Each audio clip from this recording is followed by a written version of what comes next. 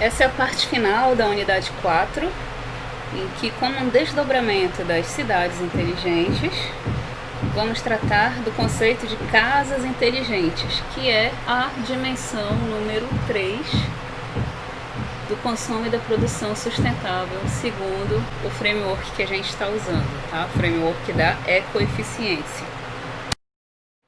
Então, para nós, lá na aula 5, já havíamos definido que habitações inteligentes são um termo abrangente.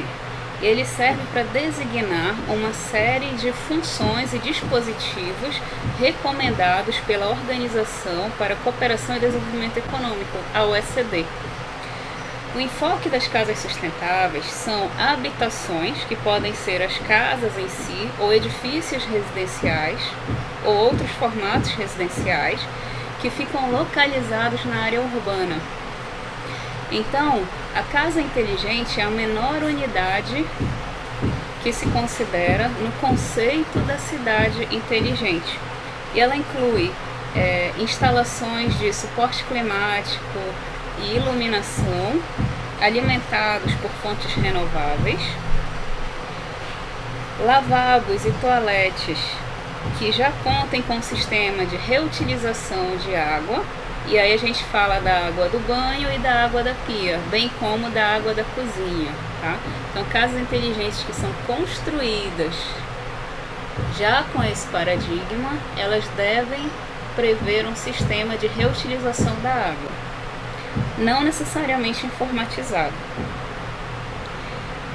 E a última parte é conter as interfaces de lazer para garantir convivência e bem-estar aos seus moradores.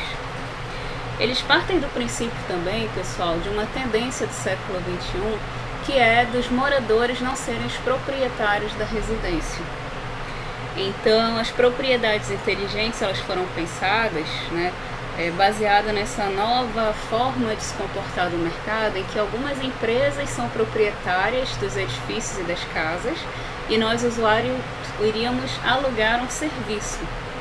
Não só o imóvel, mas o serviço que está embutido dentro do imóvel, com inteligência artificial, climatização, gestão de efluentes, assistente virtual ou assistente inteligente, a casa conectada com a rede da cidade inteligente, Então, essa manutenção desse ambiente, desses serviços, seria dada pelas empresas que são proprietárias das unidades. Essa é a lógica que foi pensada e tem funcionado em países do hemisfério norte. Também pode se considerar como dispositivos, tá, pessoal, eletrodomésticos inteligentes, cafeteiras, freezers, lavadora de louça, lavadora de roupa, que trabalham com horários programados e que também estão conectados à internet. A ideia aqui, pessoal, é que você conecte os seus dispositivos eletrodomésticos na rede, tá? Para que você possa programar do seu aplicativo do celular ou do sistema acessado por computador todos os horários de funcionamento. Então, você pode ir colocando a sua roupa na máquina de lavar e ela vai te avisar quando atingir o limite máximo, e aí vai perguntar qual é o horário que é para lavar e também qual é o horário que é para secar. Geralmente, na casa inteligente, a máquina tem as duas funções. E a mesma coisa para a lavadora de louça, tá? Para o aspirador de pó, etc. Por que ele foi pensado assim? Porque antevê-se que daqui a alguns anos o serviço de limpeza vai ser feito por máquinas automatizadas. E na maior parte dos países desenvolvidos, o trabalho do trabalhador doméstico, a figura, na verdade, do trabalhador doméstico, ele já quase não existe. Então, muitas pessoas têm famílias pequenas, não contam com mão de obra contratada para fazer manutenção e limpeza da casa, mas tem uma série de dispositivos que ele facilita a vida para manter a higienização. No Brasil, nós ainda não temos essa cultura, de não ter não contar com uma pessoa contratada em muitas casas, tá? Outras não contam com mão de obra externa contratada.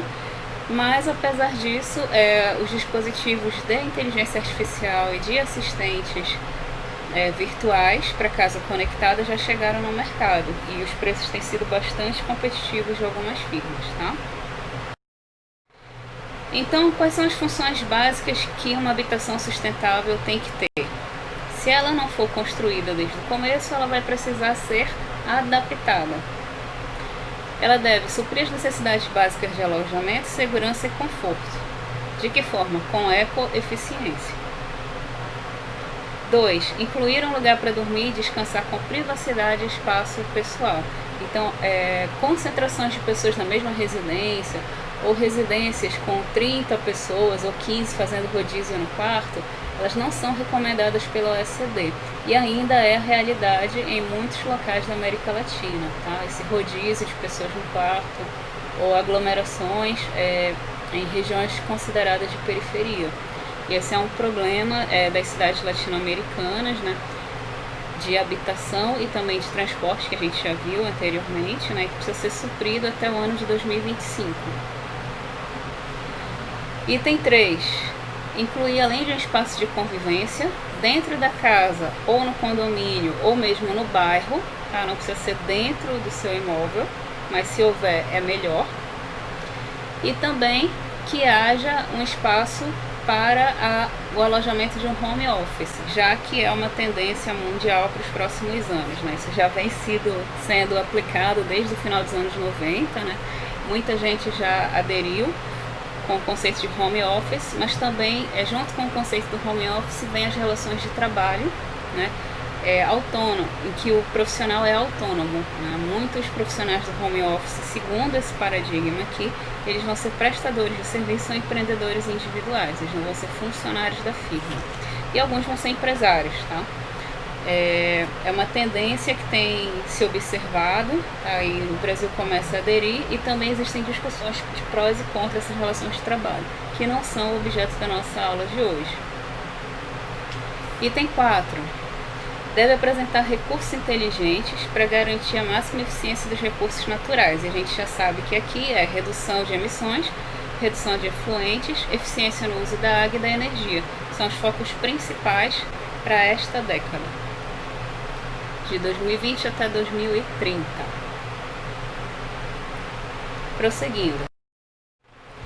Esse conceito, pessoal, de casa inteligente, apesar de ele ter sido cunhado lá nos anos 80, nos anos 90, junto com o conceito de cidades digitais, tá? Ele, na verdade, é um sonho antigo da humanidade, né? Já nos anos 50, com o avanço tecnológico dos eletrodomésticos e a prosperidade, da economia no pós-segunda guerra, né, e a corrida espacial, eles já sonhavam com a automatização. Então, no conceito daquela época, tá, eles previam que em todas as casas haveriam eletrodomésticos. Isso na maioria das casas já tem hoje em dia aqui no Brasil.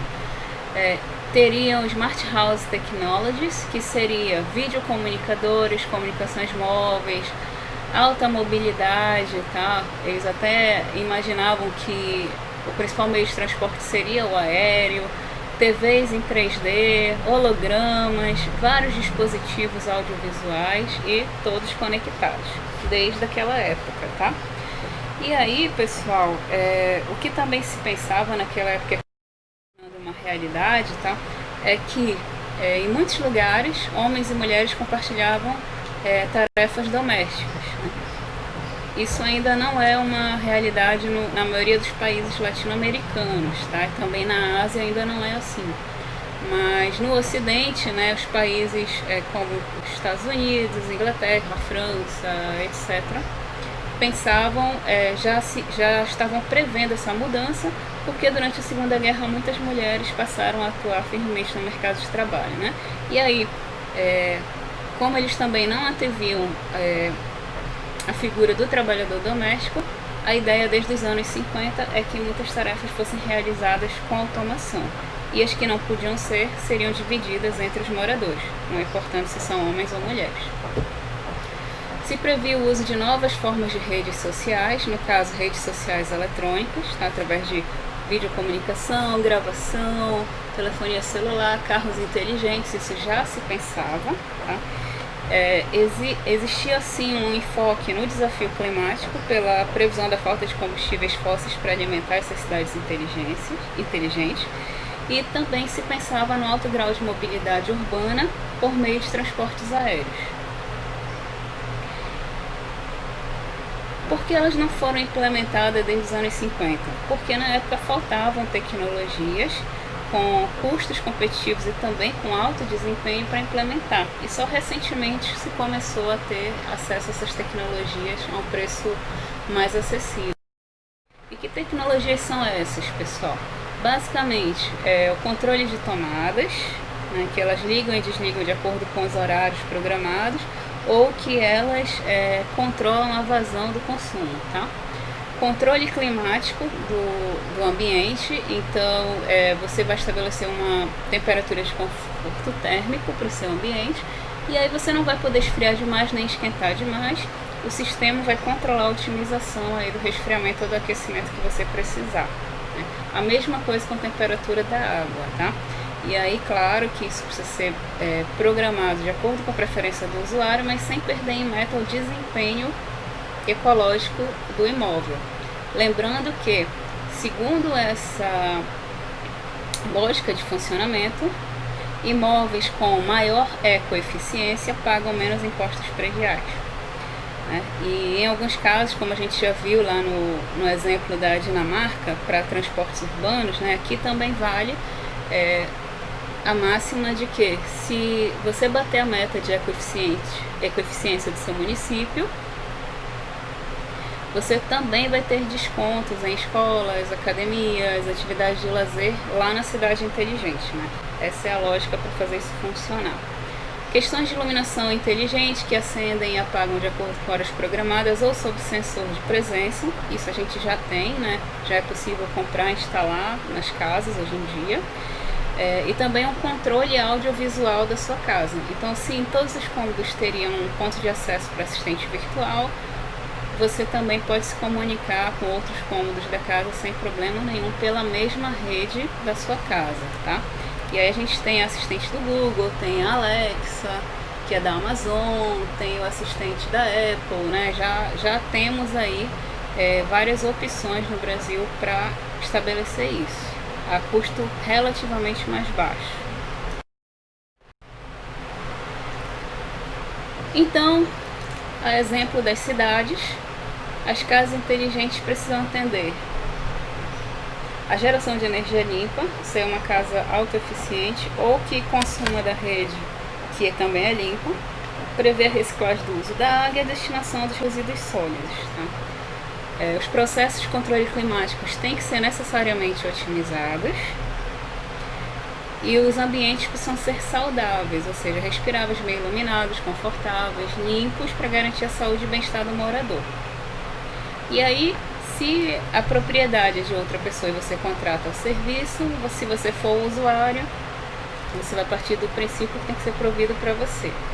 Sistema de segurança embutido na casa por câmeras e comunicadores, e também com conexão direta para polícias, para os bombeiros, para o sistema de saúde, caso seja necessário. Basta apertar um botão, essa seria a lógica, tá? E claro, conseguir se integrar-se à economia local. Então, se os seus dispositivos eles são online, eles já vão te dizer quando tem uma promoção no supermercado, se acabou o café, onde é que compra, ou podem fazer o pedido por você, tá? Dentre outras coisas. Como eu disse para vocês, né, existem alguns dispositivos que podem ser adquiridos para você adaptar a sua casa. Um deles é o caso da Alexa, que é assistente virtual do Google, e que ela pode controlar Wi-Fi, iluminação, termostatos, os plugs de eletricidade, também ligar e desligar luzes, inclusive à distância, tá? Então, se você sai do seu trabalho ou do seu estudo às 18 horas, vamos dizer, e você vai chegar à sua casa às 19, é possível programar com a Alexa que horário que você vai acender as luzes ou ventilar a casa, para que quando você chegue você já está na temperatura de conforto, né? Ou então, se você tiver um robô de cozinha que está abastecido com os ingredientes, ele pode fazer um jantar, uma sopinha, uma coisa simples, quando você chega o jantar está pronto, tá? Então, essa rede controla também TV, pode integrar com tuas assinaturas aí dessa plataforma, controla o sistema de som e o sistema de câmeras também dentro de casa, tá?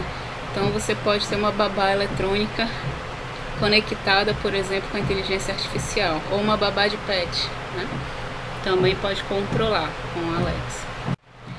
E aí eu queria que vocês olhassem aqui um exemplo de como funciona, tá? Uma Smart Eco House, que além de inteligente, ela é ecoeficiente, tá? Olha aí os telhados com telas fotovoltaicas, você consegue controlar o horário de abertura e fechamento da garagem. Não é muito comum em países com alta segurança, alto nível de segurança pública, mas no nosso é interessante também a programação que tem de acender e apagar luzes simulando presença dentro de casa, tá? Então você pode fazer isso. Eu queria que vocês assistissem essa parte final da unidade. Qual é o potencial de contribuição para a sustentabilidade? Economia no uso de materiais e redução dos resíduos, eliminação dos desperdícios no consumo, e os edifícios, como são ativos com longa vida útil, se você tiver dispositivos inteligentes, você pode inclusive aumentar a vida útil do seu imóvel, tá? Então tem algumas vantagens para o proprietário, tem muitas vantagens para o usuário e também é requerido para a modernização das cidades que aderiram à Agenda 2030. Tá? É uma realidade bastante diferente da maioria dos cidadãos aqui no país. No entanto, é altamente desejável que a gente consiga alcançar esses níveis de qualidade de vida dentro de alguns anos. Tá? Aqui nesse material, pessoal, quando vocês forem ler com calma, existe também uma série de fluxogramas e infográficos que estão falando sobre edificações ecoeficientes e tem a ver com o uso de materiais renováveis ou mais amigáveis ao meio ambiente para poder construir-se uma casa. Isso não tem a ver com casa inteligente, mas tem a ver com a ecoeficiência dos materiais usados na casa. Então, um bom isolamento acústico térmico também vai incorrer em economia de energia. O uso de materiais reciclados ou recicláveis também vai impactar a cadeia de mineração, que tem, se ela é menos demandada, o impacto no planeta é menor, e existe uma série de infográficos sobre isso. Isso aqui não faz parte do nosso programa, mas para dar a vocês alguns insights eu coloquei, tá? Também existe um outro estudo de caso sobre arquitetura e urbanismo para você planejar um quarteirão inteligente. Vale a pena você olhar isso aqui, tá? E aqui tem outro infográfico, tá, de uma casa inteligente segundo os padrões norte-americanos. Eles são bem diferentes daquele da OECD, que é o que a gente tem como meta, tá? E aí fica com o material auxiliar. Inclusive tem aqui, olha, monitoramento de saúde. Bem aqui, deixa eu marcar para vocês com o meu pointer. Bem aqui, as pulseiras de monitoramento de saúde são integradas não só com a rede do celular, mas com a rede da casa, né? Eu tenho um telhado cultivável, né, de ervas, também consigo gerar eletricidade. Posso fazer telemedicina se eu precisar, ou me comunicar com pessoas em outros cômodos se eu quiser, né? Eu tenho quarto inteligente aqui com sistema de som, climatização. Posso controlar e recarregar o meu carro aqui com a energia que eu mesmo gero, se ele for elétrico, né? Então eles estão prevendo alguns itens adicionais à nossa meta, tá? É bem interessante, eu aconselho você dar uma olhada nisso aqui depois. E por fim, ficam as questões para responder. É interessante que ao fim dessa unidade vocês também consigam definir o que é uma casa sustentável. Se toda casa construída com material sustentável pode ser considerada ecológica ou não e por quê? E qual a diferença entre uma casa ecológica e a casa inteligente? Então, para a gente, a casa inteligente, ela passa pela conectividade, passa pela ecoeficiência. A casa feita com material sustentável, ela se prende ao uso dos materiais que vão ser usados para construir a casa, mas os dispositivos para habitação e os tratamentos de resíduos já não estão sendo considerados aqui, tá? Então ficam essas questões para reflexão e com isso a gente encerra essa unidade. Lembrando que se você tiver dúvidas sobre esta unidade, que é para a segunda avaliação, você ainda pode responder lá na caixa de dúvidas da nossa sala de aula virtual. Ok, encerramos a unidade.